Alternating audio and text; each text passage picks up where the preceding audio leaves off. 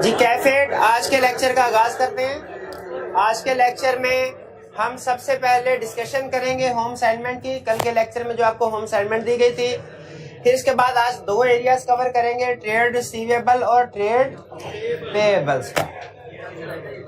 जी इससे पहले हाँ एक कंसेप्ट रह गया था हमारा, प्रोसीजर बिफोर वो इन्वेंट्री काउंट वाले, वो भी करना है बिल्कुल। जी मेरे भाई,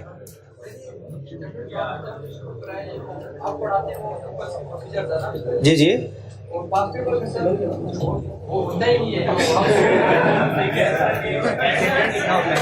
भाई आप सही कलम रहे हैं। इनका नहीं, मैं बताता हूँ। ये है एक्सपेक्टेशन गैप। एक्सपेक्टेशन भाई क्या कह रहे हैं, सर आप पढ़ाते कुछ हो रहे हैं और जब हम क्वेश्चन सॉल्व करते हैं वो पूछता कुछ हो रहा है, लिखा कुछ और होता है। बिल्कुल ठीक है, ऐसा ही होता है, ऐसे ही होता है। मैं बताता हूँ, एक मिनट है। मैं पढ़ाता वो कंसेप्ट्स हूँ जो आई कैप के स्टडी टेक्स्ट में है, आई कैप के स्टडी टेक्स्ट में जो कंसेप्ट है। लेकिन केस स्टडी वो आती है जो आई कैप के स्टडी टेक्स्ट में कंसेप्ट्स नहीं है। सम टाइम ऐसा होता है। देखिए, अगर आपकी एक्सपेक्टेशन है, मैं पहले बताया था, अगर आप ये एक्सपेक्ट कर रहे हैं ना कि सब्सटेंटिव प्रोसीजर आप सारे याद कर लेंगे और जैसे ही कोई भी क्वेश्चन आएगा आप एरिया आइडेंटिफाई करके एज इट इज प्रोसीजर छाप लेंगे, आप कभी पास नहीं हो सकते। नहीं पास हो सकते। हाँ वो बता रहा हूं ना कैसे पास हो। आपने जो मैं करवा रहा हूं प्रोसीजर्स, आपने इसको समझना है, समझ लग जाते हैं, याद भी करना है। अच्छा याद क्यों करना है? क्योंकि रिप्रोडक्शन का क्वेश्चन आ सकता है। असल में क्वेश्चन सब्सटेंटिव प्रोसीजर में दो तरह के क्वेश्चन आते हैं, एक है रिप्रोडक्शन का, एक है केस स्टडी। जो रिप्रोडक्शन का क्वेश्चन है उसमें तो एज इट इज छापना होता है। आपने देखा होगा जब एंड पे कुछ प्रोसीजर ऐसे भी होते हैं जिनमें कहता है बताओ इस एरिया को कैसे वेरीफाई करोगे। इन्वेंट्री में शायद उसने कहा होगा, मैं आपको भाई दिखाएं जरा, भी एग्जांपल भी साथ साथ होती रही ना। बुक दे दे वॉल्यूम 1 की। ये आपको मैं बताता हूं, जैसे फर्ज कीजिए क्लासिफिकेशन। हाँ जी, question 8, recommend the principal audit procedure to be performed in respect of goodwill initially recognized on the acquisition of a company by audit client. Simple reproduction का क्वेश्चन है, गुडविल के प्रोसीजर। हमें क्वेश्चन में पता चल गया गुडविल के बारे में पूछ रहा है और गुडविल के प्रोसीजर छाप देने आपने।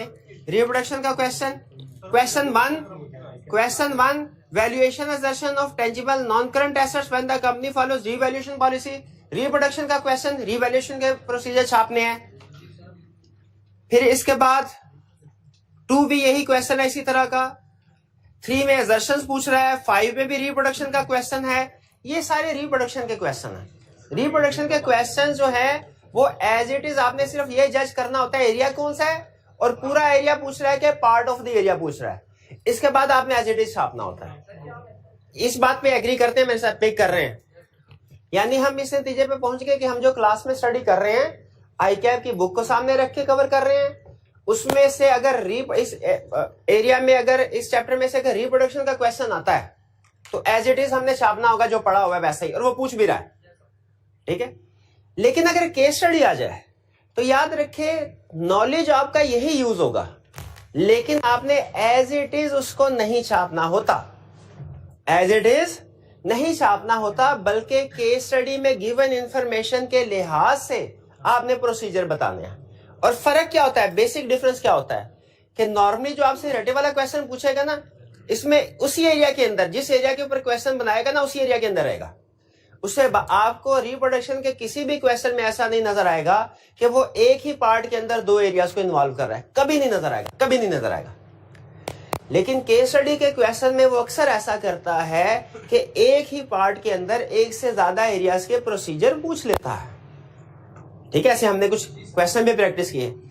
आपने केस स्टडी को पढ़ के ये डिसाइड करना होता है कि इसमें कौन कौन सा एरिया इन्वॉल्व हो रहा है, और फिर उसके बाद जब आप आइडेंटिफाई कर ले कि 2 या 3 एरियाज आपने आइडेंटिफाई कर लिए, रिसीवेबल का, लिटिगेशन का वगैरह वगैरह, तो जो उस एरिया के प्रोसीजर है वो फिर आपने उसमें छापने होते हैं। लेकिन इसमें कुछ एरियाज आई कैप केस स्टडी में ऐसे भी पूछ रहा है जो उसने अपनी बुक में प्रोसीजर नहीं लिखे हुए, इनमें आपको प्रॉब्लम आती होगी। ठीक है, अगर उस एरिया के गिर्द घूम रहा हो ना तो फिर भी आप प्रोसीजर लिख सकते हैं। लेकिन अगर कोई ऐसी, जैसे उसने कह दिया लॉस बाय फायर, अब लॉस बाय फायर हमने ना तो पढ़े या ना आगे पढ़ेंगे, आपकी पूरी बुक में प्रोसीजर नहीं है, लेकिन उसने पूछ लिया, आपका शिकायत बिल्कुल ठीक है सर, इस केस में हम क्या करें, जो आपने पढ़ाया है वो तो क्वेश्चन में कोई और चीज पूछ रहा है। हमने क्या किया है, अब इसमें एक तो आपने जजमेंट अप्लाई करनी है, लेकिन स्टूडेंट चूंकि इस लेवल पे नहीं होता कि जजमेंट अप्लाई कर सके, हमने कोशिश की है कि हत्तुल इम्कान इस तरह के एडिशनल एरियाज भी जो ICAP की बुक में नहीं है लेकिन पास्ट पेपर्स के केस स्टडीज में पूछ रहा है, वो आपको दे दे, और वो आपको दे भी दिए गए। कहाँ है भला? हाँ जी, वो टेबल 1 पेजर के नीचे एंड पे, शाबाश। अदर एरियाज अगर आप उनको पढ़ेंगे, मैं भी इक्का दुक्का और एरियाज भी आ जाए, मैं ये नहीं कह रहा कि, लेकिन जैसे जैसे अगर कोई मजीद एरिया आएगा मैं आपके साथ वो भी प्रोसीजर शेयर करता रहूंगा। और उम्मीद है जब आप ये अदर एरियाज को भी पढ़ लेंगे ना, इसके बाद आपको ये प्रॉब्लम नहीं आएगी। क्या प्रॉब्लम नहीं आएगी कि सर पढ़ाया कुछ और है, जहां से निकाला उधर ही रखो, शाबाश, फौरन फौरन फौरन। तो जो पढ़ाया है आपने वो कोई और है और जो क्वेश्चन कराया वो दिया है वो कोई और, ये प्रॉब्लम नहीं आएगी अगर आप अदर एरियाज को भी पढ़ लेंगे और याद करेंगे। जी जी जी जी जी। अगर आप सजेशन है सर, आप पास पेपर, जी जी जी, अगर आप उसको टैकल करने के तरीका देखिए टैकल करने का तरीका यही है, आपने केस स्टडी को पढ़ना है। उन्होंने कहा सर ठीक है आप अपनी तरफ से कर रहे हैं, जो किताब में लिखा वो भी पढ़ा दिया, जो पास पेपर के क्वेश्चन में टेस्ट कर रहा है कंसेप्ट और किताब में मौजूद नहीं है आप वो भी प्रैक्टिस करवा रहे हैं, हमें पता चल रहा है। लेकिन रिस्क तो फिर भी यही है कि एग्जाम में हो सकता है अनसीन क्वेश्चन आ जाए। तो आप हमें तरीका बताइए कि हम उस तरीके पे चले और अगर अनसीन क्वेश्चन भी आ जाए तो उसको अटेम्प्ट कर सके, यही क्वेश्चन है आपका। अच्छा अब तरीका सुन लीजिए फिर, लेकिन याद रखिएगा हम डेली जिस तरह केस स्टडी अटेम्प्ट करते हैं ना वो तरीका है, लेकिन मैं आपको क्लियरली स्टेप बाय स्टेप बता देता हूं ताकि आपको पता चल जाए। सबसे पहले आपने केस स्टडी की रिक्वायरमेंट पढ़ के ये अंदाजा लगाना है कौन से चैप्टर का क्वेश्चन है, कौन से टॉपिक का, ये पता चल जाएगा। क्योंकि हम रिक्वायरमेंट पढ़ रहे हैं वो बात का प्रोसीजर एविडेंस की बात कर रहा होता है। उसके बाद आपने ये देखना है पढ़ के उसको कि इसमें एरिया कौन कौन सा इन्वॉल्व हो रहा है।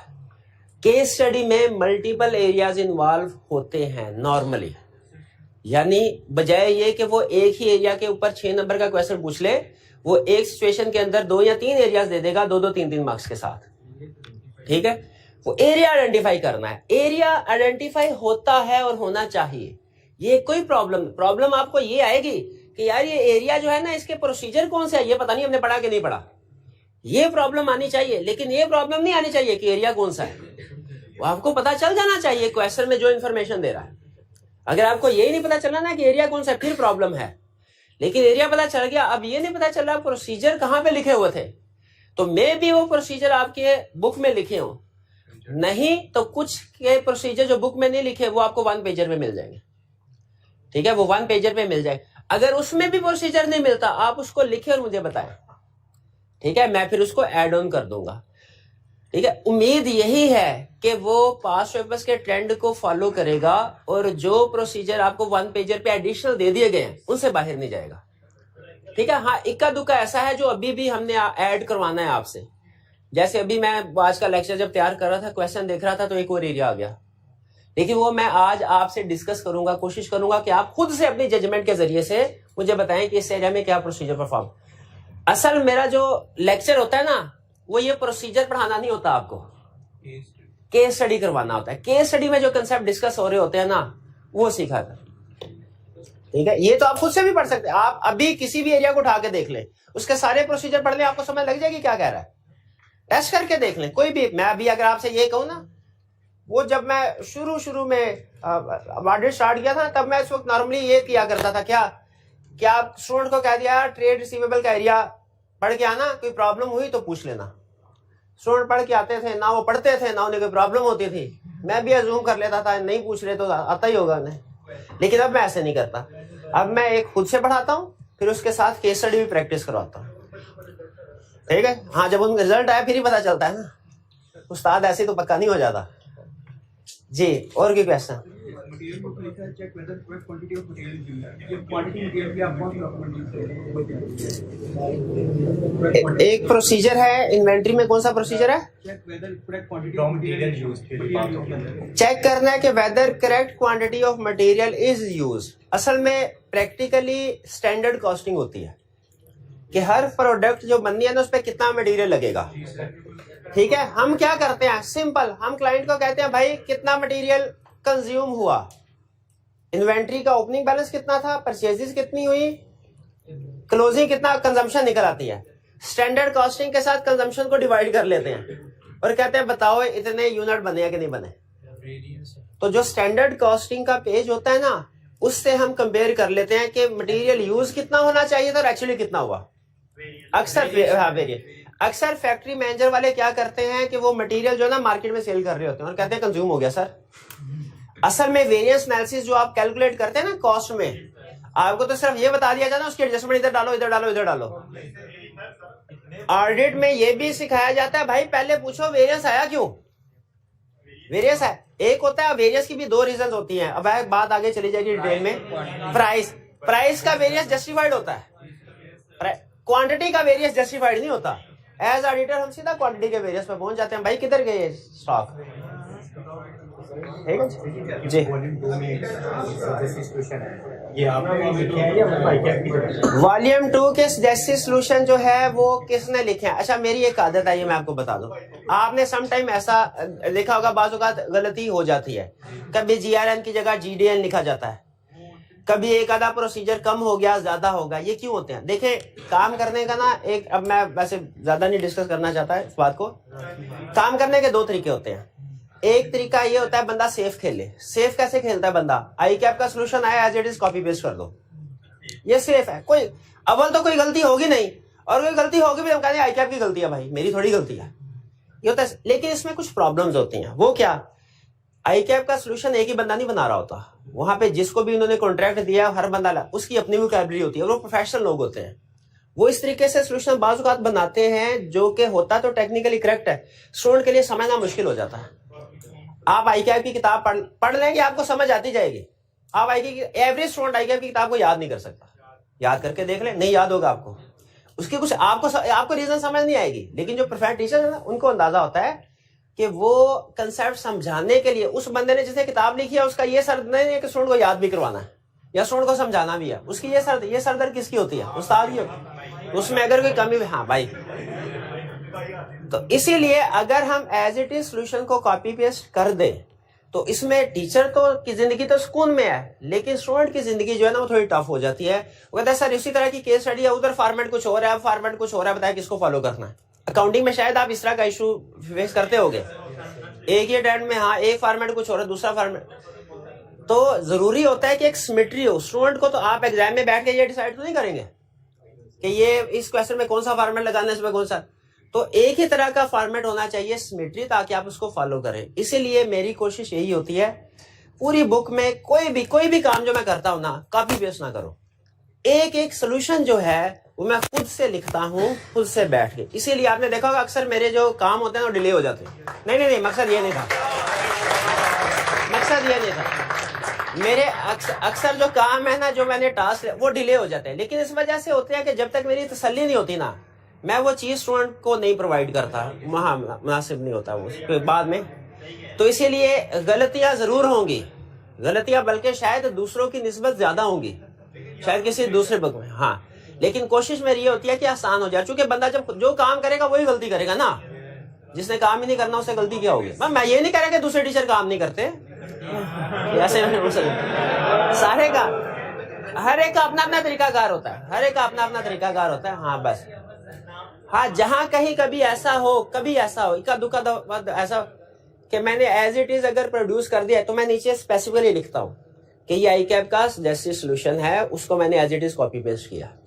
तो जहां कहीं अगर आपको ऐसी चीज मिले लिखी हुई, तो इसका मतलब मैंने कॉपी पेस्ट किया। अगर नहीं लिखी, इसका मतलब क्या है कि सोल्यूशन जो है उसका एक एक लफ्ज जो है वो और बेसिकली उसमें सिर्फ मैं नहीं, उसमें स्टूडेंट्स भी कंट्रीब्यूट करते हैं। जैसे आप अगर कहेंगे, उसको स्टूडेंट ने बताया सर इसमें मटेरियलिटी की कैलकुलेशन नहीं है, तो मैंने देखा बाकी कैलकुलेशन नहीं थी, तो वो ये बेसिकली सिर्फ मेरा वर्क नहीं है, वो बहुत से स्टूडेंट्स का भी वर्क है। लेकिन जाहिर है क्रेडिट तो सीनियर को ही जाता है।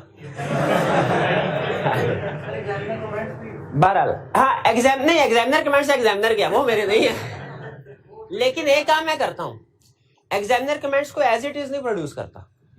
एग्जामिनर कमेंट्स पढ़े ना, नहीं उसको इजी भी नहीं करता। एग्जामिनर कमेंट्स में बाज़ औक़ात ना इररिलेवेंट चीज, जैसे यहाँ से स्टार्ट होता है, in this question related to external confirmation in which a confirmation letter was sent to a party and reply was not received and students were asked to identify which procedure would be performed in this situation. फिर आगे वो comment शुरू करता है। अब यहाँ तक comments का हिस्सा है, लेकिन इससे कुछ भी बात, ये सलाम दुआ है बस। तो जो कमेंट्स में सलाम दुआ होती है ना, वो मैं निकाल देता हूँ, बस ये काम करता हूँ, बाकी कमेंट्स उसी के होते हैं। चलिए आगे चलते हैं। अब और तो कोई क्वेश्चन जी मेरे भाई? हाँ सब्सिक्वेंट क्लियरेंस आज बिल्कुल बताऊंगा, बिल्कुल पहले प्रैक्टिस की तरफ आ जाए, जल्दी से आ जाए। अब आपने टाइम वेस्ट नहीं करना, जिससे पूछ, हाँ पहले भी टाइम वेस्ट नहीं कर रहे थे यार। During the audit of Shahbaz chemicals limited SCL for the year ended 31st December 2016, audit team requirement, explain the steps which the auditor should perform to ensure that carrying value of inventory is based on lower of cost and NRV। इसका मतलब मुझे पता चल गया inventory के procedure पूछ रहा है और कास्ट एंड एनआरवी वैल्यूएशन के ऊपर है, पूरा एरिया नहीं, पार्ट ऑफ द एरिया पूछ रहा है। लेकिन क्वेश्चन में देख लूं, क्वेश्चन में कहीं कोई स्पेसिफिक ट्विस्ट तो नहीं डाल रहा कहानी में, जिसके ऊपर फोकस करना होगा। Audit of Shahbaz chemical limited for the year ended 31st December, the audit team had noticed that sales of SCL has declined due to various reasons. Sales decline हुई, इसका मतलब है प्रोडक्ट की एनआरवी में मसला है, प्रोडक्ट ऑब्सोल्यूट हो गई। Due to various and SCL is facing difficulties in selling the existing stock of inventory at current price level. अच्छा हमें पता चल गया रिस्क एनआरवी, लेकिन उसने खुद से रिक्वायरमेंट में भी बता दिया कि कैसे इंश्योर करेंगे inventory lower of cost NRV पे। ये क्वेश्चन रिप्रोडक्शन का है। इसमें उसने जो एरिया पूछा है वो इन्वेंट्री का, और जो असर्शन है वो वैल्यूएशन एलोकेशन। यहां पे पहुंच गए आप? अच्छा बताइए, सिर्फ कॉस्ट के प्रोसीजर लिखेंगे, सिर्फ एनआरवी के दोनों के? उसने नोट कीजिए लिखा हुआ है कि lower of cost and NRV. तो कॉस्ट और देखे दोनों में से लोअर के ऊपर अगर वैल्यू कर दें इन्वेंट्री, तो दोनों की अमाउंट पता होनी चाहिए ना। लेकिन चूंकि मार्क्स कम है, तो मुझे पता है प्रैक्टिस से कि एग्जामिनर का ज्यादा फोकस एनआरवी पे होता है, कॉस्ट में नहीं। तो मैं कॉस्ट को कवर जरूर करूंगा, लेकिन एक आधा प्रोसीजर में, बाकी एनआरवी के ऊपर चला जाऊं। तो इन्वेंट्री की एनआरवी के प्रोसीजर याद है आपको जी? क्या एनआरवी के प्रोसीजर इन्वेंट्री के? नहीं याद? पढ़ के तो आए होगे।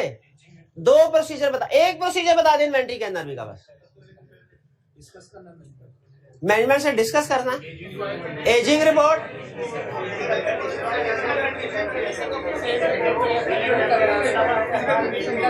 फिजिकल कंडीशन देखनी, सेल प्राइस देखनी है, ये रेंट के बाद किस प्राइस पे सेल हुई इन्वेंट्री, वो उसकी सबसे बेहतर एनआरवी होती। हाँ जी, और अगर इन्वेंट्री कोई रिटर्न हुई है वो भी देखना है, हो सकता है इसका मैन्युफैक्चरिंग फॉल्ट हो। जी आप ये चेक करें कि कॉस्ट और एनआरवी इन दोनों ये कंपैरिजन में किया है यानी, और ऊपर उसने ये भी हमें कंफर्म बता दिया कि एनआरवी सेल प्राइस भी कम है और हाँ जी, ऊपर जो इन्फॉर्मेशन उसने बताई उससे ये कंफर्म हमें तकरीबन हो रहा है कि इन्वेंट्री ऑब्सोलीट हो गई है। अब हमने जो प्रोसीजर बताने हैं वो उसकी ये एब्सोल्यूट इन्वेंट्री को भी आइडेंटिफाई करने के लिए है और उसकी वैल्यू क्या होगी उसके लिए भी है। दोनों ऑब्सोल्यूट इन्वेंट्री को भी आइडेंटिफाई करना है, कौन कौन सी इन्वेंट्री ऑब्सोल्यूट, क्योंकि समटाइम्स कंपनी से एक से ज्यादा प्रोडक्ट सेल कर रही होती हैं। कुछ प्रोडक्ट हो सकता है ऑब्सोल्यूट हो, कुछ ना हो, मतलब सेल कम हुई है, जीरो तो नहीं होगी, इसका मतलब कोई ना कोई इन्वेंट्री तो सेल हो रही है। तो हम जब एजिंग रिपोर्ट लेते हैं ना, उनका क्वेश्चन ये है कि सर आपने एजिंग रिपोर्ट वाला प्रोसीजर क्यों लिखा? ठीक है, क्यों एजिंग रिपोर्ट तो इसलिए होती है कि इन्वेंट्री ऑब्सोलीट हो गई कि नहीं हो गई। तो क्वेश्चन में हालांकि क्लियरली कह रहा है कि इन्वेंट्री ऑब्सोलीट हो गई है इस इंफॉर्मेशन से। तो इन्वेंट्री कौन सा हिस्सा ऑब्सोलीट हुआ है, कौन सा उसका प्रोडक्ट ऑब्सोलीट हुआ है, इसके लिए हमें एजिंग रिपोर्ट की तरफ जाना पड़ता है। आगे चलते हैं। Identify and explain 4 financial statement assertions relevant to accounts balances at year end. Account balance से related 4 assertion कौन कौन, 6 बतानी है, सॉरी 6 है, 4 बतानी है, ठीक है।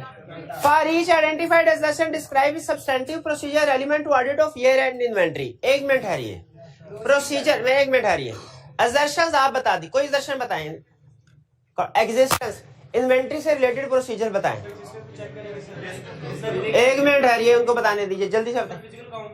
फिजिकल काउंट, फिजिकल वेरिफिकेशन कर लेंगे बेहतर, और लिस्ट से फ्लोर चेकिंग करेंगे, बिल्कुल ठीक है, शाबाश।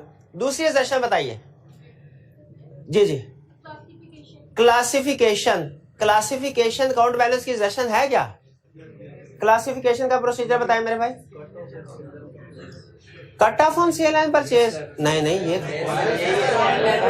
ये क्लासिफिकेशन के लिए है। अच्छा वो कट ऑफ, ठीक है, वो इनकम स्टेटमेंट का डायरेक्ट उसका था, हाँ ठीक है। क्लासिफिकेशन हो गया, कट ऑफ और स्कैन लेजर, इसमें की हाई वैल्यू आइटम्स तो नहीं है, शाबाश। अगली सेशन बताइए आप बताएं। कंप्लीटनेस, जी मेरे भाई कंप्लीटनेस से रिलेटेड प्रोसीजर बताइए। हाँ जी, floor to list physical verification करेंगे, और एक और एग्री रिकॉर्ड। कंप्लीटनेस के लिए हमेशा एग्री रिकॉर्ड, कि जो बैलेंस शीट में फिगर आ रही है उसको हम अपना जितना भी रिकॉर्ड मेंटेन कर रहे हैं उसके साथ मैच करते रहें। जैसे इन्वेंट्री के केस में क्या रिकॉर्ड हो सकता है, स्टॉक शीट के साथ, इन्वेंट्री अकाउंट के साथ, ठीक है, इसके साथ हम एग्री करेंगे तो कंप्लीटनेस इंश्योर हो जाए। क्लियर हो गया क्वेश्चन कैसे सॉल्व करना है? जो तीसरा क्वेश्चन था वो असल में वो स्टॉक अकाउंट वाले प्रोसीजर से रिलेट कर रहा था, हाँ वो नहीं किया था, इसलिए वो असाइनमेंट का हिस्सा ना समझे। क्वेश्चन नंबर 11 अभी वही अर्ज किया है, वो असाइनमेंट में शामिल था, लेकिन चूंकि कंसेप्ट एंड पे नहीं पढ़ाया था, और आपने, हालांकि मैंने कहा था पढ़ के आना है। क्लास में कितने स्टूडेंट्स हैं जो पढ़ के आए हैं? अभी देख लें कितने पास होंगे इंशाल्लाह। ये ले देख लें, चाहे टपाया भी हो, पढ़ के आए हो, पढ़ के तो आए हैं ना, चाहे टपाया, ये देख ले कितने।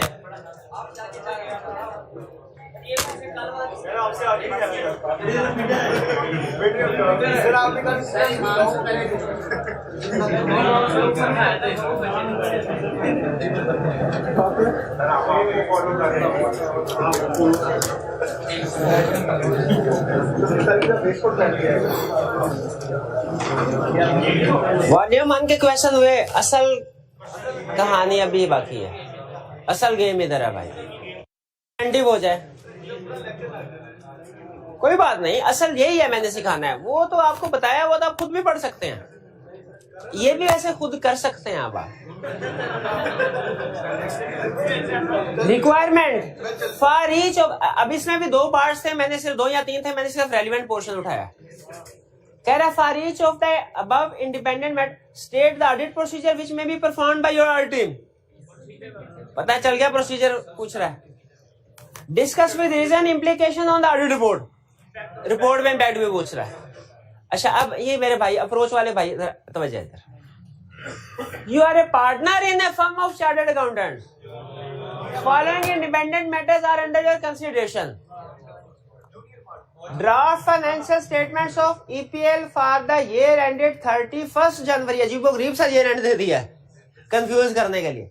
31 जनवरी 2020 include inventory of rupees 26 million that was purchased on 1st January 2021 for fulfilling a large specialized order of a foreign customer।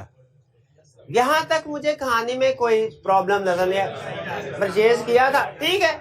अगर यहीं पे क्वेश्चन खत्म कर देता है तो हम उसकी फिजिकल वेरिफिकेशन के प्रोसीजर और उसकी कॉस्ट की वेरिफिकेशन की तरफ चले जाएंगे। Due to sudden imposition of import restriction in the foreign country, customer cancelled the order on 28 January 2021. The draft financial statement showed that EPL's profit before tax is 130 million. ये तो उसने हमें 1 number पक्का materiality calculate करने के लिए, ठीक है, उसको कंपेयर कर लेंगे इशू में। इसमें बताइए मेन इशू के, 1 मिनट है, आप भी बताइए मेरे भाई। इसमें एनआरवी, आपको क्वेश्चन को पढ़ के पता चल गया कि एनआरवी ऑफ इन्वेंट्री की तरफ जा रहा है, बिल्कुल जा रहा है। अच्छा, उसने हमें वैल्यूएशन के प्रोसीजर तो बताए हैं, लेकिन ये प्रोसीजर नहीं बताया कि अगर कस्टमर ऑर्डर कैंसिल कर दे तो उसकी इन्वेंट्री को कैसे मेजर करना है। लेकिन क्या हमने जो कंसेप्ट पढ़ा है उसकी बेस पे इसकी एनआरवी को कैलकुलेट कर सकते हैं, लेकिन एज इट इज नहीं, एज इट इज इसको छापा नहीं लगाना, क्योंकि इसमें एजिंग रिपोर्ट वाला पॉइंट मेरा ख्याल है वो रेलिवेंट नहीं होगा हमने केस के लिहाज से। अच्छा, ये सारे एग्री करते हैं कि एनआरवी ऑफ इन्वेंट्री हमने इसमें उसको कैलकुलेट करके बताना है, क्योंकि मेन इशू ये है। देखिए, अगर होती ना रेगुलर इन्वेंट्री तो एक कस्टमर ने ऑर्डर कैंसिल किया, दूसरे को बेच सकते हैं, वो कोई प्रॉब्लम नहीं है। लेकिन जो स्पेशलाइज्ड इन्वेंट्री आइटम होती है ना, वो नहीं से वो रेगुलरली सेल नहीं हो सकते रेगुलर। अब बताइए क्या प्रोसीजर परफॉर्म करेंगे इस सिचुएशन में? मैनेजमेंट से डिस्कस करेंगे कि क्या इस इन्वेंट्री का कोई अल्टरनेट यूज है। ब्रीच ऑफ कॉन्ट्रैक्ट की वजह से अगर कोई डैमेजेस वगैरह क्लेम हो सकते हैं, ये कहाँ लिखा हुआ है? क्या ये रेलिवेंट प्रोसीजर होगा? ये रेलिवेंट प्रोसीजर होगा, क्योंकि उसने लिखा हुआ है कस्टमर ने ऑर्डर कैंसिल कर दिया। एक प्रोसीजर ये भी लिखेंगे इसमें, कस्टमर ने ऑर्डर कैंसिल कर दिया, देखेंगे एज पर कॉन्ट्रैक्ट कोई रिकवरी हो सकती है कि नहीं हो सकती जी। सेल्स रिटर्न नहीं, अभी तो सेल्स हुई ही नहीं थी।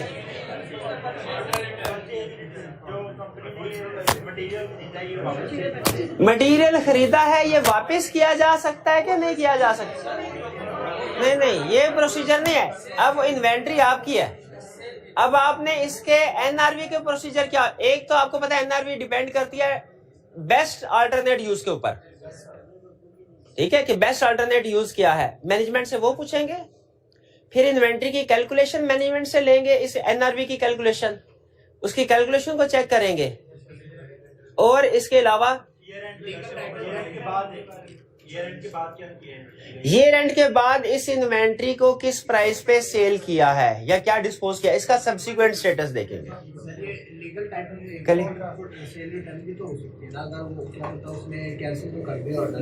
आप ये कह रहे हैं कि अगर कस्टमर ने ऑर्डर कैंसिल कर दिया है तो हम भी सप्लायर से हम चीजें रिसीव कर चुके हैं, अब चीजें आप रिसीव कर चुके हैं तो अब तो वापस मुश्किल है होगा, ठीक है, यानी इन्वेंट्री में हमारी शामिल है, तो इसको आपने परचेज रिटर्न की तरफ नहीं लेके जाना।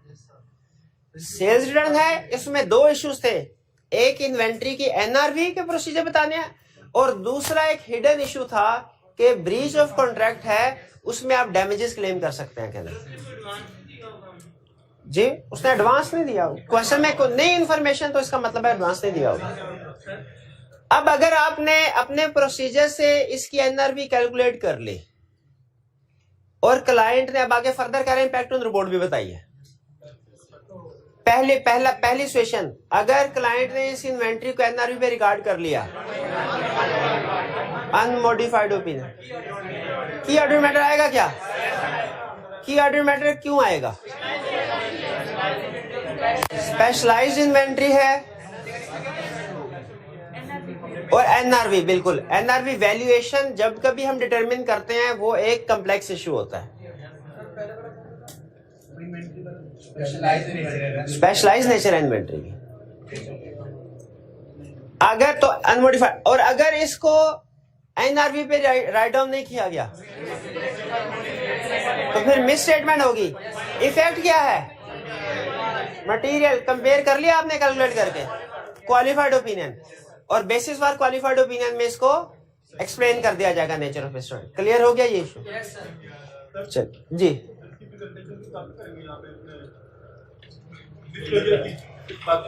डिस्क्लोजर की बात क्या करनी? हाँ, प्रोसीजर में ये लिख सकते हैं, प्रोसीजर में एक प्रोसीजर ये भी आ सकता है कि हम इंश्योर करेंगे जो इन्वेंट्री एनआरवी पे राइट डाउन की गई है अप्रोप्रिएटली डिस्क्लोजर रिक्वायरमेंट्स पूरी की गई, बिल्कुल, क्योंकि जो इन्वेंट्री एनआरवी पे राइट डाउन की जाती है उसका डिस्क्लोजर भी दिया जाता है, बिल्कुल। प्रोसीजर में ये प्रोसीजर भी लिख सकते हैं, जो पार्ट 1A वाला है ना ऊपर, इसमें नहीं, मिस स्टेटमेंट में डिस्क्लोजर का जिक्र कर, अमाउंट्स के बेस पे क्वालिफिकेशन हो रही है, वो काफी है। नहीं, कॉस्ट के प्रोसीजर इसमें लिखने की जरूरत नहीं है मेरे ख्याल, उसने सिर्फ एनआरबी के प्रोसेस, उसने फोकस किस इशू के ऊपर किया है? वैल्यूएशन ऑफ इन्वेंट्री के ऊपर। उसने बताया, उसने हमें कोई एक ऐसा इशू बता दिया जो इन्वेंट्री की एनआरबी को इफेक्ट करता है, ऐसा इशू बता दिया जो इन्वेंट्री के एनआरबी को इफेक्ट करता है, तो हमने एनआरबी को फोकस किया। आगे चलते हैं जी, क्वेश्चन 3। रिक्वायरमेंट सेम रिक्वायरमेंट तकरीबन कह रहा है, फारी चौदह state the audit procedure which may be performed by your audit team, discuss with reason the implication on the audit report. वही दोनों चीजें, प्रोसीजर बताने हैं और इम्प्लीकेशन और रिपोर्ट बताने हैं। You are responsible for the audit of Oak private limited OPL for the year ending 30 September 2020। The following issues have been brought to your note by your audit team. Notice, सुनिए क्या क्या क्या हमारे notice में आई ये चीज। During planning the year-end inventory count, audit team decided to visit third-party premises for inventory valued at ₹10 million. Third party की premises को क्यों? इन्वेंट्री वहां पे रखी हो, बिल्कुल ठीक है। समटाइम सप्लायर की वेयर हाउस पे भी इन्वेंट्री रख देते हैं ना, कल डिस्कस किया example. Third party has informed that because of the restriction imposed by the government in the wake of COVID-19, it has limited number of staff and consequently may not allow the audit team to visit its premises for inventory count at year end. कह रहे year end पे इधर lockdown लगा हुआ है, staff कम है, year end के ऊपर आपको स्टॉक काउंट नहीं करवाया जा सकता। However, the audit team may visit its premises on or after 31 October 2020 for inventory count. क्या direct scope limitation by management, ये आपको लग रहा है कि रीजनेबल जस्टिफिकेशन है, अल्टरनेटिव प्रोसीजर की तरफ जाना चाहिए? अल्टरनेटिव प्रोसीजर ही पूछ रहा है। इसमें हमारे पास दो ऑप्शंस है। पहले कोशिश ये करेंगे कि ईयर एंड पे यानी 30 सितंबर को ही किसी तरीके से वेरिफिकेशन हो जाए, और दूसरी अगर 30 सितंबर पे वेरिफिकेशन नहीं हो सकती तो फिर जिस दिन वेरिफिकेशन हो सकती है उस दिन करके रिकंसाइल कर लेंगे। अब ये एंड पे कैसे वेरिफिकेशन हो सकती है, कोई तरीकाकार है? वीडियो कैमरास के जरिए से आप ऑनलाइन उसको ऑब्जर्व कर सकते हैं, लोकल कंपोनेंट ऑडिटर को एंगेज कर सकते हैं, कबूतर नहीं भेज सकते। अच्छा, अगर चलिए ये तो हमने वीडियो की बात कर ली 30 सितंबर के ऊपर, ड्रोन कैमरा बिल्कुल ये भी ठीक है।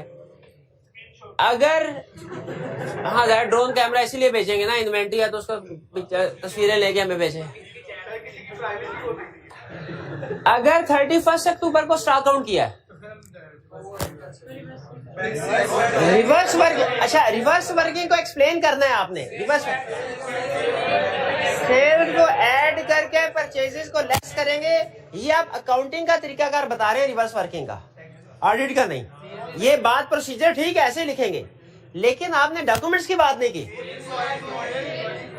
आपने जो सेल और परचेजेस को एडलेस कर रहे हैं, ये कैसे पता चलेगा रिलायबल फिगर है? सेल्स को हम वेरीफाई करेंगे गुड डिस्पैच नोट के साथ, परचेजेस को वेरीफाई करेंगे जीआरएन के साथ। जिन फिगर्स को आइटर जिस फिगर को भी यूज करता है ना, क्लाइंट के जिस भी फिगर को, उसकी एक्यूरेसी और कंप्लीटनेस को चेक करता है। ये हमने शायद चैप्टर 3 में कंसेप्ट स्टडी किया था, 2 या 3 में, कि आइटर क्लाइंट की जो भी इंफॉर्मेशन यूज करता है ना, जो भी इंफॉर्मेशन, उसकी एक्यूरेसी और कंप्लीटनेस को कंफर्म कर। तो आप क्लाइंट की सेल्स की फिगर, ये सेल्स और परचेजिंग की फिगर क्लाइंट ने दी है ना, एज इट इज यूज कर ले कि उसकी एक्यूरेसी और कंप्लीटनेस को चेक करें, कॉरपोरेटिव एविडेंस। तो वो आपने मेंशन करना है जब रिकंसिलिएशन बना रहे हो। आगे चलते हैं, कह रहा है discuss with reason implication on audit report. अब इससे अगर तो आपको एविडेंस मिल गया तो unmodified opinion, emphasis of matter paragraph किस लिए आएगा? एम्फसिस ऑफ मैटर पैराग्राफ में कोई ऐसी सिचुएशन उस डिस्क्लोजर में आता है जो फंडामेंटल हो, जो स्टैंडर्ड ने एग्जांपल दी। हर डिस्क्लोजर पे एम्फसिस ऑफ मैटर थोड़ा ही आएगा। तो स्कोप लिमिटेशन, अगर एविडेंस मिल गया तो अनमॉडिफाइड, और एविडेंस नहीं मिला तो क्या इफेक्ट उसने बताया है? 10 मिलियन को 7.5 ये मटेरियलिटी लेवल के साथ कंपेयर कर लें, ये मेरे ख्याल में मटेरियल होगा क्वालिफाइड ओपिनियन अगर एविडेंस नहीं मिला।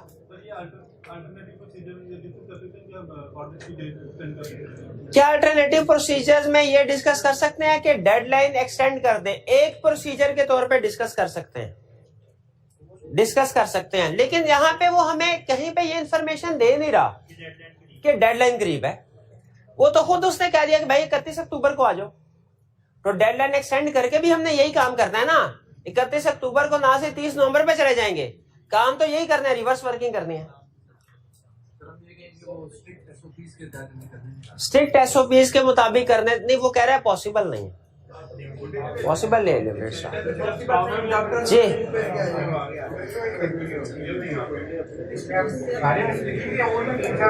हाँ, इनका क्वेश्चन ये है कि सर है तो ये इन्वेंट ये अहम, ये मेरे भाई इसका जवाब देंगे, नहीं मेरी बहन भी जवाब देंगे इसका, भाई रहने दें। आप मुझे ये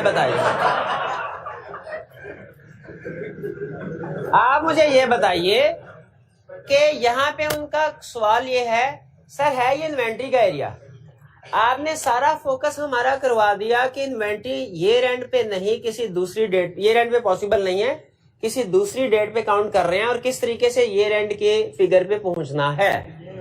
लेकिन इन्वेंट्री के जो रेगुलर प्रोसीजर्स हैं वो तो उनका आपने सोल्यूशन में जिक्र करवाया ही नहीं। हालांकि इन्वेंट्री को वेरीफाई करते हुए जो रेगुलर प्रोसीजर हैं वो भी तो हम क्लासिफिकेशन के हैं, उसके प्रेजेंटेशन के हैं, ठीक है, इसके अलावा कंप्लीटनेस के, राइट्स के, उनका तो कहीं जिक्र किया ही नहीं। सारी डिस्कशन आपने एक ही इशू के ऊपर कर दी है। तो क्या वो दूसरे जो जनरल प्रोसीजर्स हैं वो भी इसमें लिखने चाहिए? एक मिनट जी, शाबाश। वो कह रही है स्पेसिफिक इशू है ना, तो इसके ऊपर स्पेसिफिक प्रोसीजर पहले बताएंगे। अगर बाद में हमें लगे कि नंबर ज्यादा है तो फिर जनरल भी बता सकते हैं, वरना नहीं। तो चूंकि ये स्पेसिफिक इशू है, हाँ ये स्पेसिफिक इशू है। क्या इस पे हम प्रोसीजर अगर लिख दे सारे तो 5 नंबर जस्टिफाइड हो जाएंगे? हाँ हो जाएंगे। इसलिए जनरल प्रोसीजर लिखने की जरूरत नहीं है। क्वेश्चन में जो उसने इशू रेज किया, हमने उस इशू के ऊपर तो लाजमी प्रोसीजर बताने हैं ना, इससे तो एग्री करते हैं। क्वेश्चन ये है कि एडिशनल प्रोसीजर बताने हैं कि नहीं मजीद, वो डिपेंड करता है मार्क्स के ऊपर। और नॉर्मली जब क्वेश्चन में स्पेसिफिक इशू डिस्कस कर रहा होता है ना, तो मार्क्स कम होते हैं, स्पेसिफिक कोई डील करना होता है, वो फिर ज्यादा मार्क्स नहीं देता। आपका क्वेश्चन आंसर हो गया मेरे भाई? आपने भी नोट कर लिया कैसे अप्रोच क्या होगी, कि हमने स्पेसिफिक इश्यूज आइडेंटिफाई करने हैं उसके अंदर, और उन्हीं इश्यूज के ऊपर फोकस करके प्रोसीजर बताने हैं। क्लियर हो गया? ये आगे चलते हैं। यहाँ पे अनमॉडिफाइड ओपिनियन आएगा तो क्या की ऑडिट मैटर आएगा? मेरा ख्याल ये है कि चूंकि ये हमारे लिए एक मोस्ट सिग्निफिकेंट, नॉर्मल तो नहीं है, मोस्ट सिग्निफिकेंट एविडेंस ऑब्टेन करने में, तो की ऑडिट मैटर आ सकता है, मेंशन कर सकते हैं। एनआरवी पे नहीं है, लेकिन उसकी वेरिफिकेशन में कुछ प्रॉब्लम्स तो हमें फेस करना पड़ेगा। दे सकते हैं वैसे, लेकिन मेरे ख्याल में ना दे तो बेहतर है, ना दे तो बेहतर। आगे चलते हैं।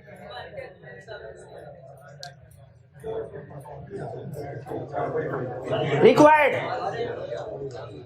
अब इस क्वेश्चन में मैंने कुछ नहीं, अब आइंदा जितने भी केस स्टडीज होंगी ना, मैंने कुछ नहीं, आप खुद इशू आइडेंटिफाई करके प्रोसीजर बताएंगे, ठीक है?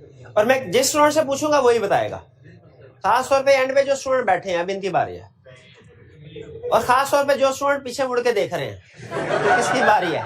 उन्हीं की बारी है। Require state the audit procedure which may be performed in respect of each of the above audit issues identified by your team. वो कह रहे हैं इन जो भी इश्यूज आइडेंटिफाई किया है, बताओ इसमें क्या प्रोसीजर परफॉर्म करने हैं। अब जो जो इशू होगा उसमें, जो जो इसमें इशू होगा, जो जो कहानी में ट्विस्ट होगा, हर एक के प्रोसीजर बताते जाएंगे। Also briefly discuss implication of these issues on audit report. Audit report में implication भी बताओ, प्रोसीजर और audit report. You are the audit manager on BL for the year ended 31st August 2019.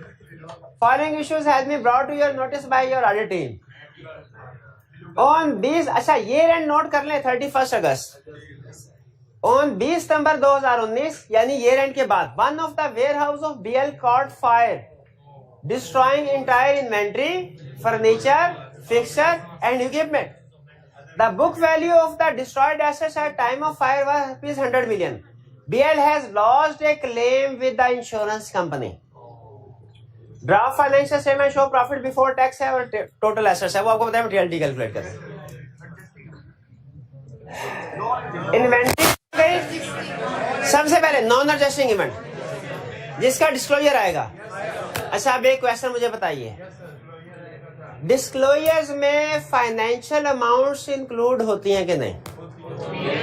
यानी डिस्क्लोजर में सिर्फ ये बताएंगे कि आग लगी, क्या है, आग लगी और हमारे फर्नीचर, इन्वेंट्री, फिक्सर, इक्विपमेंट जल गया। सिर्फ ये बताएंगे कि जो जला है उसकी अमाउंट भी बताएंगे। ये स्टूडेंट बाज़ औक़ात ये भूल जाते हैं, कहते सर सिर्फ डिस्क्लोजर ही देना है, अमाउंट की तरफ क्यों लेके जा रहे हैं हमें? तो हाँ, जला कितना ये तो बताना है, क्या जला। हाँ, ये स्कोप लिमिटेशन नहीं है, नॉन एडजस्टिंग इवेंट है, स्कोप लिमिटेशन नहीं है। अगर कहता है रिकॉर्ड जल गया तो फिर हम स्कोप लिमिटेशन की तरफ जाते हैं। इसमें ये एरिया, आप मेरी बात सुनिएगा, इसमें इन्वेंट्री, फर्नीचर, फिक्सचर और इक्विपमेंट अलग अलग प्रोसीजर बताएं कि सबके इकट्ठे ही प्रोसीजर बताएं, क्योंकि एक ही बकुआ में सारे जलें। चलिए बताइए क्या प्रोसीजर होंगे जी मेरे भाई, क्या प्रोसीजर परफॉर्म करेंगे इस सेशन में? आपका क्लाइंट कह रहा है सर सारा कुछ जल गया है और हमने सारा कुछ इंश्योरेंस कंपनी को क्लेम फाइल कर दिया। अब इसमें दो बड़े इश्यूज हैं, एक इंश्योरेंस, आग लगना। शाबाश, कितने स्टूडेंट ने 2 इशू आइडेंटिफाई कर लिए? शाबाश, सही लाइन पे जा रहे हैं। इंश्योरेंस और आग, पहले आग लगना, वेरीफाई करें वाकई आग लगी कि नहीं लगी, उतने ही एसेट जले कि नहीं जले। फिजिकली इंस्पेक्ट करेंगे लोकेशन को, उधर राख पड़ी होगी सारी। दूसरे नंबर पे क्या करेंगे? नहीं है, पहले फायर को तो डील कर लें। एक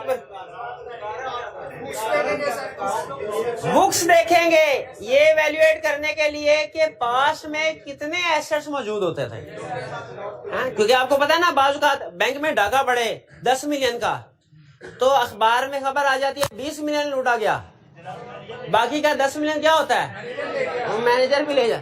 तो बाजू का आग लगती है ना, तो वहां पे चाहे 10 मिलियन का स्टॉक पड़ा, मैनेजमेंट कहे कि 20 मिलियन पड़ा हुआ था। तो इसीलिए इन्वेस्टिगेशन होती है, इंश्योरेंस वाले भी करते हैं, हम भी एज आइटर चेक करेंगे कि वाकई इतना स्टॉक या इतना फर्नीचर इस लोकेशन पे पड़ा होता था कि नहीं। वो कैसे पता चलेगा? बुक्स से, रिकॉर्ड्स, उनको भी इंस्पेक्ट करना है, फिजिकल लोकेशन को भी इंस्पेक्ट करना है, रिकॉर्ड्स को भी कंपेयर करना है पास्ट ट्रेंड के साथ के रीजनेबल बैलेंस था कि नहीं, अंदर हाई बैलेंस तो नहीं था। अच्छा, अब इंश्योरेंस के इशू के ऊपर आ जाए, इंश्योरेंस की वेरिफिकेशन, ये वो इशू है, ये मेरे भाई बताएंगे जो आई कैप ने पूरी बुक में नहीं बताया, स्टडी टेक्स्ट में कहीं पे नहीं है, ना ही मैंने कल आपको सिखाया। अब बताइए, अपनी जजमेंट अप्लाई कीजिए, क्लाइंट ने क्लेम फाइल किया है, क्या कर, हाँ सबसे अहम चीज इंश्योरेंस एग्रीमेंट पढ़ेंगे कि उसमें इंश्योरेंस पॉलिसी पढ़ेंगे, उसमें ये इशू कवर होता भी है कि नहीं, और इंश्योरेंस कंपनी वालों से कंफर्मेशन लेटर सेंड करेंगे कि वो क्या उनका point of view. Subsequent status देख सकते हैं, सेटलमेंट हुई कि नहीं जब तक हम मौजूद थे। और अगर क्लाइंट ने रिकॉर्ड किया है तो इंश्योर करना है विचुअली सर्टन है कि नहीं। अगर विचुअली सर्टन है तभी रिसीवेबल रिकॉर्ड हो सकता है, वरना नहीं।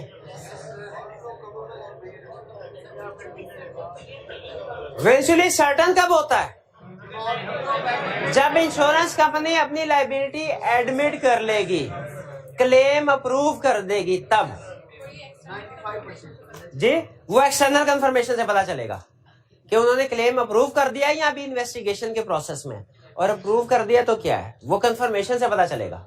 तो अगर क्लाइंट ने रिकॉर्ड कर दिया है रिसीवेबल, हमने इंश्योर करना है जब तक ये विचुअली सर्टन ना हो, रिसीवेबल के तौर पे रिकॉर्ड नहीं होना चाहिए।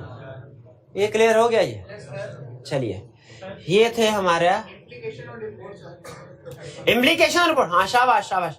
अगर डिस्क्लोज कर दिया गया है unmodified plus emphasis of matter subsequent event है, और अगर डिस्क्लोज नहीं किया तो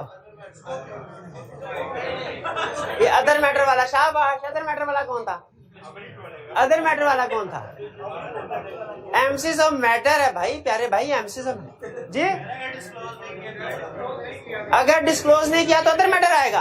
अच्छा, चुप रहते तो ज्यादा बेहतर था। पहली वाली गलती माफ कर दी मैंने। पढ़ लो इसको। और डिस्क्लोज नहीं किया तो मिस स्टेटमेंट है, और डिस्क्लोज नहीं किया तो मिस स्टेटमेंट है, अदर मैटर नहीं आएगा। ये कौन सिखा गया है कि मैटर डिस्क्लोज होगा तो एमसीज ऑफ मैटर, डिस्क्लोज नहीं होगा तो अदर मैटर? कौन सिखा गया?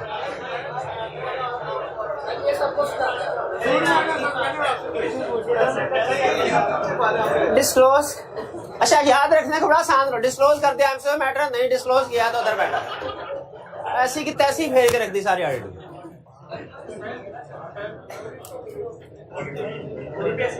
चलिए, ये हमारे क्वेश्चन हो गए कंप्लीट, डिस्कशन। अब आते हैं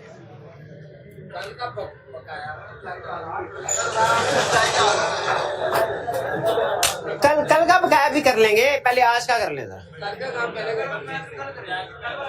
नहीं, वो बहुत अच्छा, आपने पढ़ के नहीं देखा। उसमें से आधे प्रोसीजर हम इन्वेंट्री के प्रोसीजर में डिस्कस कर चुके हैं।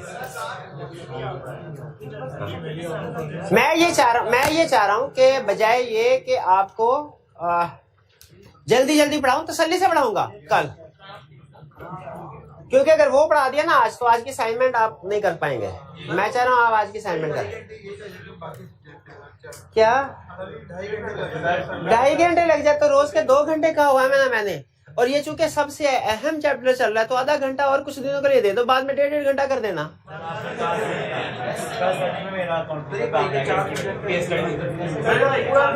सिर्फ यही चैप्टर है भाई, औखा सौखा होके निकाल ले इस चैप्टर को प्यारे भाई। ट्रेड रिसीवेबल एरिया कौन सा पढ़े? अच्छा, पहली चीज सुन लें, अभी तक तो हमने हर क्लास में एक ही एरिया किया था, आज 2 क्यों कर रहे हैं? क्योंकि छोटे हैं और मिलते जुलते हैं प्रोसीजर। ट्रेड रिसीवेबल में सबसे पहले असर्शन, कल वाला कल करा दूंगा भाई, कल वाला कल करा दूंगा। अच्छा, आप सुने, एग्जिस्टेंस को कैसे वेरीफाई करेंगे? जाके देखेंगे डेटर्स के एरिया में जो सबसे अहम प्रोसीजर होता है वो होता है एक्सटर्नल कंफर्मेशन लेटर सेंड करना, जिसे सर्कुलराइजेशन भी कहते हैं। ये पूछेगा बाद में, सर सर्कुलराइजेशन का मतलब क्या था? एक्सटर्नल कंफर्मेशन लेटर सेंड करने को सर्कुलराइजेशन भी कहते हैं। डेटर्स के एरिया में, क्रेडिटर्स के एरिया में, बैंक के एरिया में सबसे अहम प्रोसीजर यही है, क्या? एक्सटर्नल कंफर्मेशन लेटर सेंड करना। तो सबसे पहले कह रहे अच्छा एक्सटर्नल कंफर्मेशन लेटर सेंड करेंगे, उसका जवाब आ गया तो एग्जिस्टेंस की असर्शन वेरीफाई होती है। बिल्कुल भाई, डेटर एग्जिस्ट करता है तो जवाब आया ना। राइट्स एंड ऑब्लिगेशन भी उस बंदे ने लिख के दे दिया कि मैंने आपके पैसे देने हैं, यही लिखा होता है ना कंफर्मेशन के ऊपर। तो ये इस बात का भी सबूत है ना कि वैसे वो मान रहा है कि हमारा राइट है रिसीव करने। तो सर्कुलराइजेशन, अच्छा जिस तरह मैं बता रहा हूँ ना उस आगे ना, अभी कह रहा था मैं फॉलो करना है सर, आपको फॉलो करो ना, फिर आगे सुनो। सर्कुलराइजेशन, अच्छा टाइम ऊपर मैंने जो नियत करके आया पढ़ा के जाना, जितना टाइम आपने जाया करना है कर ले। सर्कुलराइजेशन, फिर इसके बाद अच्छा ये क्या बात कर रहा है? Review large entries in control account at year and.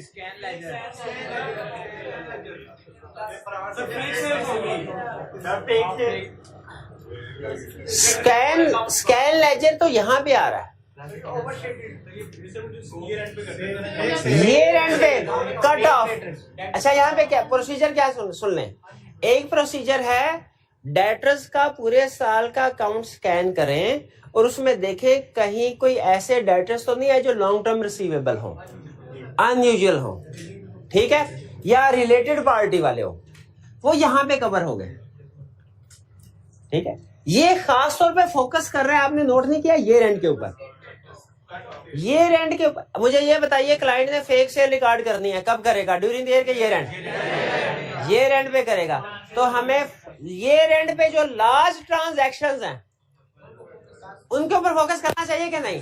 वो फेक होती है, नॉर्मली वो फेक होती है। और खास तौर पे अगर ये रेंट के बाद रिवर्स भी हो जाए, ये रेंट, आपको एक एग्जांपल बताई थी ना जिसमें उसने कहा था रिस्क ऑफ फ्रॉड था, आगे क्वेश्चन है, उसने कहा ये रेंट पूरे साल में जो टोटल से ना पूरे साल की वो है 12 मिलियन और आखिरी 15 दिनों में 2 मिलियन। एवरेज के लिहाज से तो हर महीने में 1 मिलियन सेल हो रही है और 15 दिनों में 0.5 मिलियन होनी चाहिए, लेकिन आखिरी 15 दिनों में 2 मिलियन हो गई। रिस्क है कि नहीं? फिर उसने कहा ये जो सेल हुई है ये ऐसे कस्टमर्स को हुई है जो नए हैं, और फिर उसने कहा ये सेल ये रेंट के बाद रिवर्स भी हो गई है। फिर उसने कहा कि मैनेजमेंट को प्रॉफिट का 10% बोनस भी मिल रहा है। तो हम सारी कहानी खुल के सामने आ गई कि मैनेजमेंट ने अपना बोनस बढ़ाने के लिए फेक डेटर्स क्रिएट करके उनको सेल रिकॉर्ड की है, और चूंकि उनसे पैसे नहीं आने थे ये रेंट के बाद रिवर्स कर दिया है ताकि ये रेंट का प्रॉफिट ऊपर जाए। तो मुझे बताइए, अब ये बात समझ आई कि रिव्यू लार्ज एंट्री, कौन सी एंट्रीज? लार्ज एंट्री किसमें? डेटर्स के कंट्रोल अकाउंट में एट ये रेंट, क्योंकि ये फेक सेल्स को इंडिकेट कर रही है। ये बात समझ आ गई? चलिए, कंप्लीटनेस एग्री रिगार्ड किसको किसके साथ? लेजर्स को, कंट्रोल अकाउंट को, सब्सिक्वेंट लेजर। बैलेंस स्टार्ट हमेशा बैलेंस शीट से किया करें। बैलेंस शीट के डेटर्स को कंट्रोल अकाउंट के साथ और कंट्रोल अकाउंट को सब्सिडरी लेजर के साथ, सब्सिडरी लेजर के साथ रिकंसिलिएशन बनती है। Valuation and allocation, valuation and allocation, debtors की वैल्यूएशन, रिसीवेबल की वैल्यूएशन एंड एलोकेशन कैसे करेंगे? प्रोविजन वैल्यूएशन एलोकेशन से क्या, डेटर्स की वैल्यूएशन एलोकेशन से क्या मुराद है? उसकी प्रोविजन को चेक करना। अब सुनिए, ये सबसे पूरे डेटर्स में बाकी सब कुछ चाहे भूल जाएं, एक सर्कुलराइजेशन नहीं भूलना और दूसरा डेटर्स की प्रोविजनिंग कैसे वेरीफाई करनी है, ये सबसे अहम है। सबसे पहले क्या? इवैल्यूएट बेसिस, यानी मैनेजमेंट के साथ डिस्कस करो। ए भाई मैनेजमेंट, आपने प्रोविजन फॉर बैड डेट किस बेसिस पे रिकॉर्ड की है?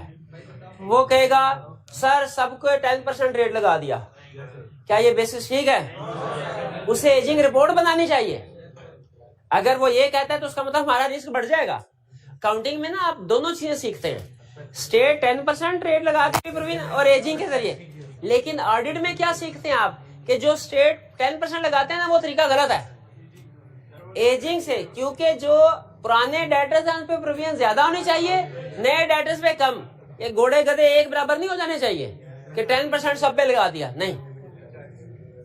मैनेजमेंट के साथ डिस्कस किया कि किस बेसिस के ऊपर प्रोविजन रिकॉर्ड कर रहे हैं, एजिंग एनालिसिस किया, यानी एजिंग रिपोर्ट को इंस्पेक्ट किया, बन रही है कि नहीं बन रही, पुराने डेटर्स के ऊपर ज्यादा रेट लगाया जा रहा है कि नहीं। वैल्यूएट डिस्प्यूटेड, क्या कोई डिस्प्यूटेड रिसीवेबल्स हैं? डिस्प्यूटेड रिसीवेबल्स हैं। डिस्प्यूटेड रिसीवेबल्स कौन से हो सकते हैं? केसर लॉ जिनके साथ। अब बताएं, अगर क्वेश्चन में उसने आपको ये लिख दिया कि डेटर्स, किसी डेटर के साथ आपका डिस्प्यूट चल रहा है, झगड़ा चल रहा है, तो आप क्या समझते हैं पूरे पैसे मिलेंगे? प्रोविजन रिकॉर्ड होनी चाहिए। वर्चुअली सर्टन है। हिस्टोरिकल, अच्छा हिस्टोरिकल एक्यूरेसी बताइए क्या है?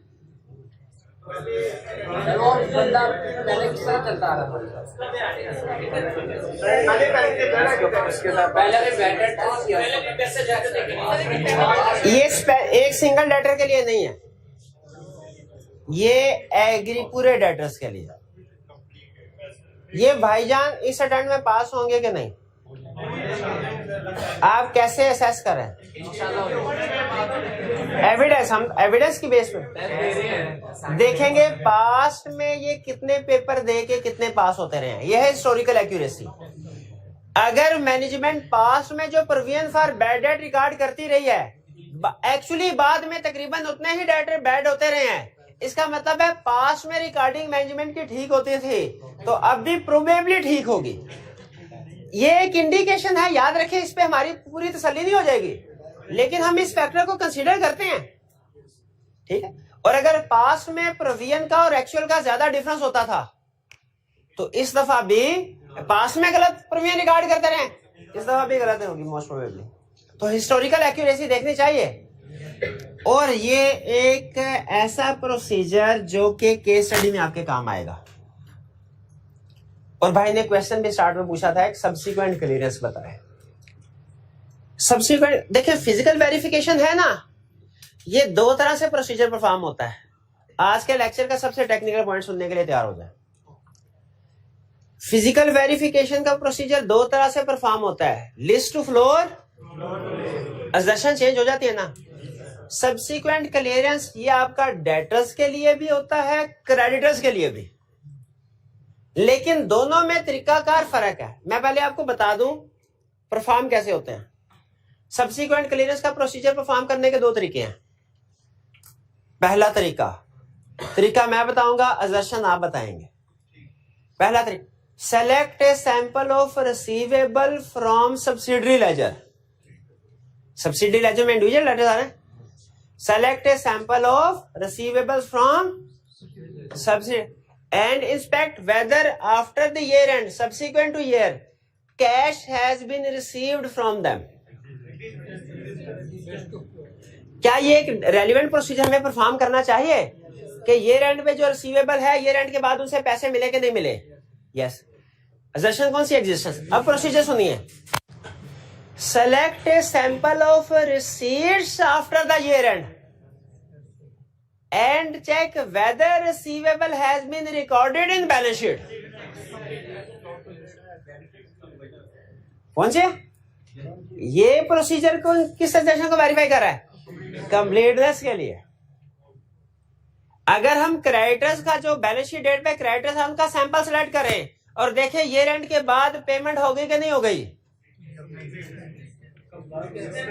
बैलेंस शीट में से क्रेडिटर का सैंपल सेलेक्ट करें और देखें ईयर एंड के बाद पेमेंट हो गई कि नहीं, एग्जिस्ट। और अगर ईयर एंड के बाद पेमेंट्स का सैंपल उठाएं और देखें बैलेंस शीट डेट पे रिकॉर्ड हुआ, कंप्लीटनेस।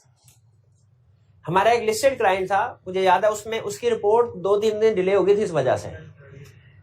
क्लाइंट ने पहले इंटरनल फाइनेंशियल स्टेटमेंट्स दी, उनमें कहानी ठीक थी। जब फाइनल फाइनेंशियल स्टेटमेंट्स आई ना, उनमें कंपेयर किया तो पिछले साल की निस्बत इस साल क्रेडिट लाइबिलिटीज बहुत कम थी। जब इन्वेस्टिगेट किया तो पता चला कि पिछले साल की निस्बत इस साल जो अक्रूड लाइबिलिटीज हैं वो क्लाइंट ने बहुत कम रिकॉर्ड किया। ठीक है, तो हालांकि ऑपरेशंस नॉर्मल थे, हमारे पार्टनर ने कहा अंडर स्टेटमेंट ऑफ लाइबिलिटीज का रिस्क है। कंपेयर करने से पता चला लाइबिलिटी इस साल कम अंडर स्टेटमेंट। उसने कहा आप ढूंढिए वो लाइबिलिटीज जो क्लाइंट ने रिकॉर्ड नहीं की। बताइए असर्शन कौन से थे? कौन सी असर्शन? कंप्लीटनेस। हमने प्रोसीजर क्या परफॉर्म किया वाला, गैस कर सकते हैं? जनवरी के महीने की, ईयर एंड 31 दिसंबर था, जनवरी के महीने की पेमेंट सेलेक्ट की बड़ी बड़ी और उनका वाउचर साथ में चेक किया किस डेट का है। पेमेंट तो जनवरी के हुई, पता चला कुछ वाउचर्स थे दिसंबर के, यानी इसका मतलब उनके गेस्ट में सर्विसेज रिसीव हो चुकी थी दिसंबर में, लेकिन पेमेंट हुई जनवरी में। क्लाइंट ने उनको जनवरी में रिकॉर्ड किया हुआ था, लेकिन हमने फिर उसको अक्रूवल में रिकॉर्ड करा और ये हाँ कैश बेसिस इस्तेमाल कर रहा था। शाबाश। अब अगर आपकी लाइबिलिटीज अंडरस्टेटेड हैं और आइडेंटिफाई करना चाहते हैं वो लाइबिलिटीज जो मिट कर दी है क्लाइंट ने, तो क्या करेंगे? ईयर एंड के सब्सिक्वेंट पेमेंट्स को सेलेक्ट करेंगे और देखेंगे जो पिछले साल से रिलेट करती है वो इस साल में रिकॉर्ड हो गई है कि नहीं। ये प्रोसीजर समझ आया सब्सिक्वेंट क्लियरेंस? तो याद रखें, फिजिकल वेरिफिकेशन की तरह सब्सिक्वेंट क्लियरेंस भी बोथ वे में काम करता है। रिकॉर्डेड अमाउंट को सेलेक्ट करके पेमेंट से चेक कर ले तो और असर्शन, और अगर रिवर्स आए यानी पेमेंट को सेलेक्ट करके रिकॉर्डेड अमाउंट देखे हुई है कि नहीं, फिर और असर्शन। ये समझ आए? इसी तरह देखे डेटर्स में सबसे अहम प्रोसीजर है फिजिकल ये सर्कुलराइजेशन का, और असर्शंस जो है case study point of view से है वैल्यूएशन एलोकेशन। ये दो ज्यादा अहम। क्रेडिटर में भी इसी तरह। अच्छा, कट ऑफ मतलब जीडीएन चेक कर लो किस डेट की है, रेलिवेंट नहीं, सेल इनवॉइस नहीं, जीडीएन। सेल्स मुझे बताइए, सेल्स किस वक्त रिकॉर्ड होती है, जीडीएन की बेस पे कि सेल इनवॉइस की बेस पे? जीडीएन की बेस पे, इसलिए जीडीएन की डेट चेक करनी है, जीडीएन गुड डिस्पैच नोट की। लेकिन एरिया तो हम डेटर्स का कर रहे हैं। अगर सेल सही रिकॉर्ड हुई है तो इसका मतलब डेटर्स भी ठीक है, अगर सेल्स गलत रिकॉर्ड हुई है तो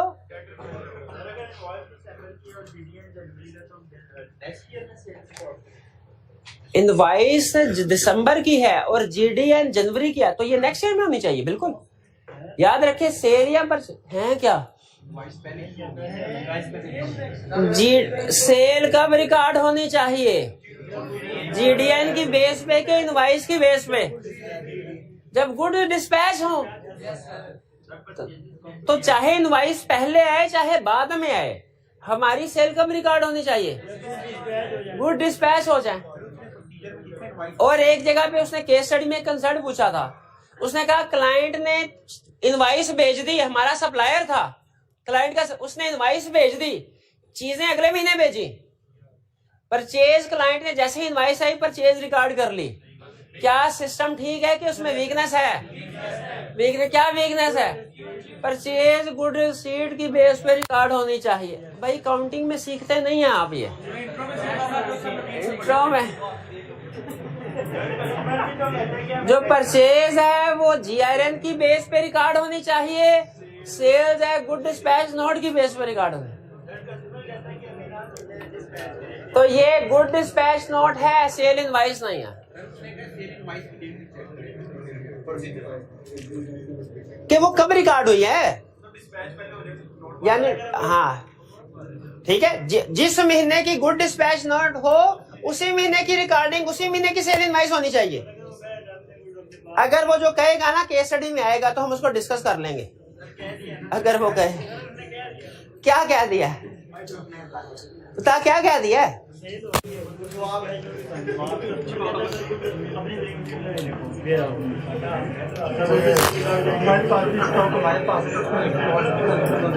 उनका क्वेश्चन ये है कि सर सेल कर दी, अगली पार्टी ने कहा कुछ अरसे के लिए चीजें अपने पास रखें, कुछ अरसे के लिए चीजें अपने पास, ये सेल हो गई कि नहीं हुई? हो गई। अब हम क्लाइंट की चीजें अपने पास बतौर मानत रख रहे हैं।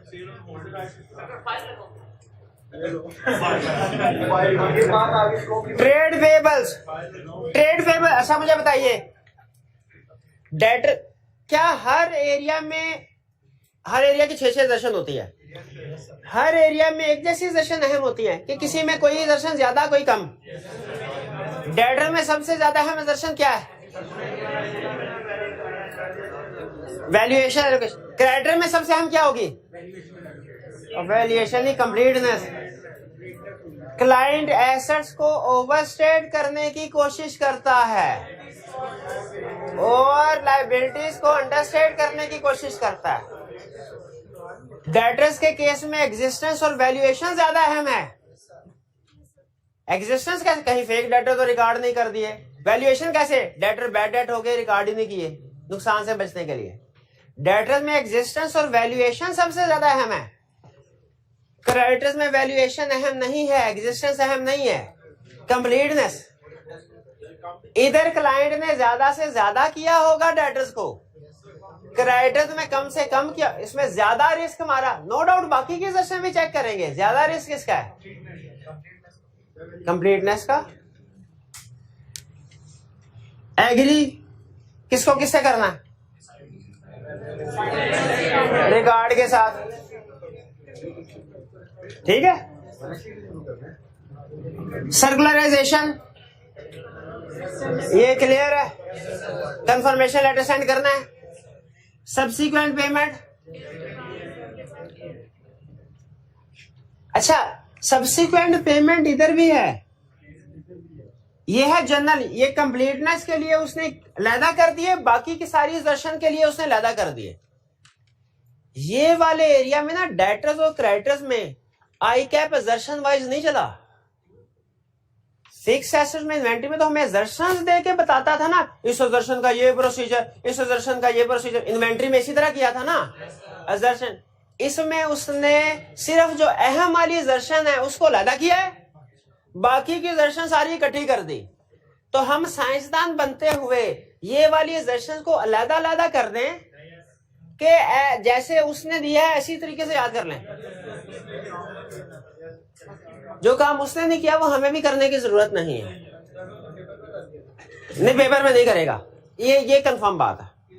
जो उसने सिखाया उसके मुताबिक चले। अच्छा इसमें भी है select sample of significant payments after year and. ये कंप्लीट, ये क्या कह रहा है, ईयर एंड के बाद पेमेंट सेलेक्ट करो और देखो ईयर एंड पे रिकॉर्ड हुआ है कि नहीं।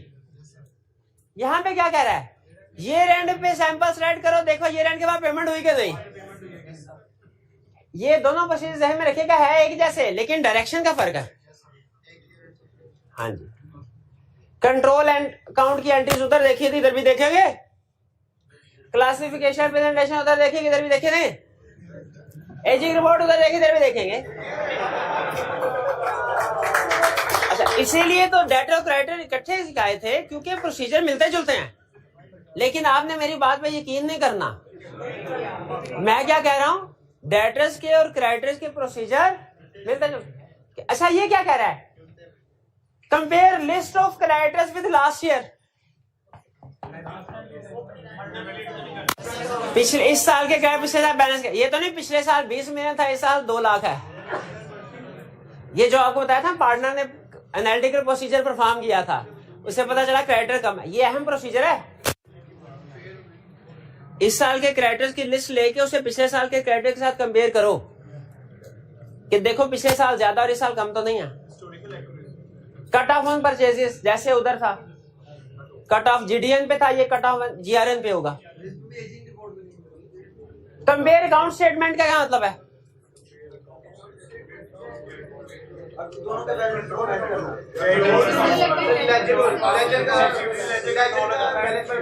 क्लास में कोई ऐसा स्टूडेंट है जिसको ये जवाब देगा इंशाल्लाह इस दफा पास, जो एक्सटर्नल कंफर्मेशन और अकाउंट स्टेटमेंट का फर्क बताए।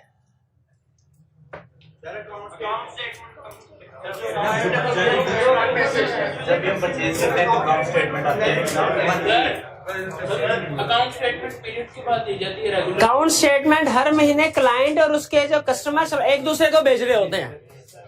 एक्सटर्नल कंफर्मेशन वो जो ऑर्डर भेजता है। ये चैप्टर 3 में स्टडी टिप में सिखाया था, सुनते ही खामोश हो गए। मैं पास हो गया। मैं ये कंफर्मेशन है, ये अकाउंट स्टेटमेंट है। कह रहे जो क्लाइंट ने अकाउंट स्टेटमेंट सेंड किए ना, वो देखो मैच होती है कि नहीं होती पार्टीज के साथ, भाई देखना चाहिए। एक तो ये हम जो कंफर्मेशन सेंड करते हैं ना, वो ईयर एंड का क्लोजिंग बैलेंस होता है। क्लाइंट जो अकाउंट स्टेटमेंट सेंड करता है वो हर महीने का बैलेंस कंपेयर हो रहा होता है। हम ईयर एंड पे तो चेक कर ही लेंगे कंफर्मेशन से, लेकिन क्लाइंट की जो अकाउंट स्टेटमेंट है उसको उसके इंडिविजुअल बैलेंस के साथ भी कंपेयर कर लें। लिस्ट होगी क्रेडिटर्स की, बिल्कुल सही। यानी हम अकाउंट स्टेटमेंट जो वापस आई है क्रेडिटर से, उसको लिस्ट ऑफ अकाउंट बैलेंस के साथ कंपेयर कर लेंगे।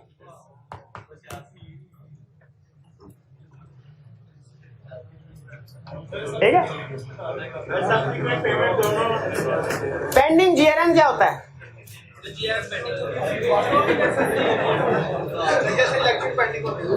जैसे लेक्चर पेंडिंग हो जाते हैं, कुछ जीआरएन ऐसी होती है जो रिकॉर्ड नहीं हो पाते।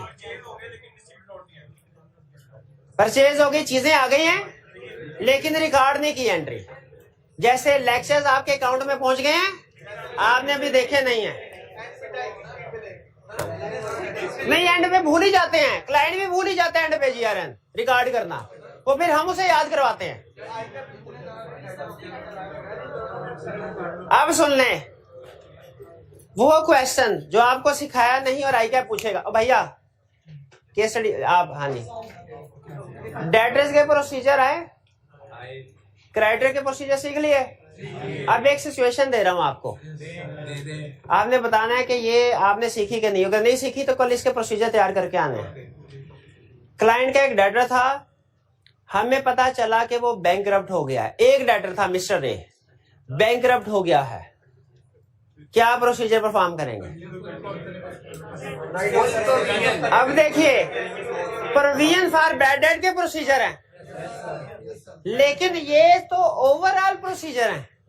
मैंने आपसे जैसे इन्वेंट्री में सिखाया था ना, आपको कल सिखाया क्या था, इन्वेंट्री के ओवरऑल प्रोसीजर। लेकिन आज केस स्टडी कौन सी करवाई? एक स्पेशल ऑर्डर था वो कैंसिल हो गया, उस स्पेसिफिक इन्वेंट्री के प्रोसीजर बताओ, फर्क है ना। इसी तरह यहां पे भी पूछेगा। मैंने प्रोसीजर बताया आपको जनरल ओवरऑल, लेकिन कल केस स्टडी क्या कि एक डेटर है वो कह रहा है मैं बैंकरप्ट हो गया हूं, हमने इंश्योर करना है as auditor appropriate amount of provisioning record हो जाए। कैसे इंश्योर करेंगे बताएं? कोड ऑफिशियल लिक्विडेटर से कांटेक्ट करेंगे, कन्फर्म उसे कम्युनिकेशन करेंगे, ये रेंट के बाद देखेंगे कि कलेक्शन कोई रिसीव हुई कि नहीं हुई, वगैरह वगैरह। आज आपकी असाइनमेंट ये है, असाइनमेंट लाजमी करनी है, खासतौर पे वॉल्यूम 2 की, ठीक है। ये असाइनमेंट आपने लाजमी करनी है। आपको पता है इसमें केस स्टडी के ऊपर हम ज्यादा टाइम लगा रहे हैं लेक्चर की निस्बत, क्योंकि लेक्चर जो है वो सिर्फ बेसिक कंसेप्ट बिल्ड करेगा, केस स्टडी आपको एग्जाम लेवल तक लेके जाएगी। आज का लेक्चर यहाँ खत्म करते हैं हम। अल्लाह हाफिज।